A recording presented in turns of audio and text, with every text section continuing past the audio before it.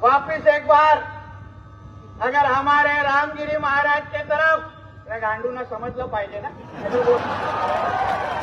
नाहीतर बोलतील ये तो मराठी में बोल के गया, मेरे को कुछ समझा ही नहीं, इसलिए तेरे को जो भाषा में समझता है ना वो भाषा में धमकी देके जा रहा हूं। हमारे रामगिरी महाराज के खिलाफ अगर कुछ भी मस्ती तुम लोगों ने किसने भी की तो तुम्हारे मस्जिदों के अंदर आके चुन चुन के मारेंगे, इतना ध्यान में रखो।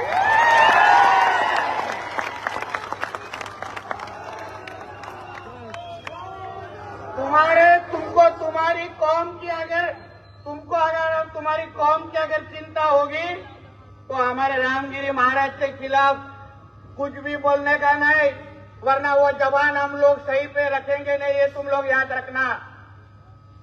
नाही चालणार माझ्या देशामध्ये या सगळ्या गोष्टी आम्ही पाहतोय युट्यूबवर आणि सोशल मीडियावर कोण कोण आमच्या रामगिरी महाराजांच्या बद्दल हे एक एक मौली उठतायत आणि भाषणं देत आहेत, धमक्या देत आहेत, त्यांना अंगावर जाण्याची भाषा करतायत, आमच्या हिंदू धर्माच्या बद्दल वेडावाकडा बोलतायत।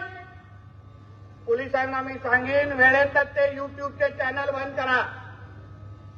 प्रत्येकावर आमचं लक्ष आहे, नाहीतर कुठेही तो त्यांचा कोण धर्मगुरू किंवा मौलवी अशा कुठल्या स्टेजवर असा कुठेतरी बडबडत आम्हाला दिसला तर त्याला काय आम्हाला मी सोडणार नाही, हे तुम्ही लोकांनी लक्षात ठेवा। त्यांना दाढी दाग करण्याची पण जागा आम्ही ठेवणार नाही, म्हणून उगाच वाकड्यामध्ये आमच्या जाऊ नका। कोणाचा देश आहे हे पहिला माहिती घ्या, याबद्दल पहिला विचार करा। अरे एवढे हिंदू मोठ्या संख्येने असताना कशाला चिंता करायची आमच्या महंतांनी आणि आमच्या महाराजांनी? आम्ही नाही काय करू शकत त्यांच्या संरक्षणासाठी? नुसतं घोषणा देत बसायचं?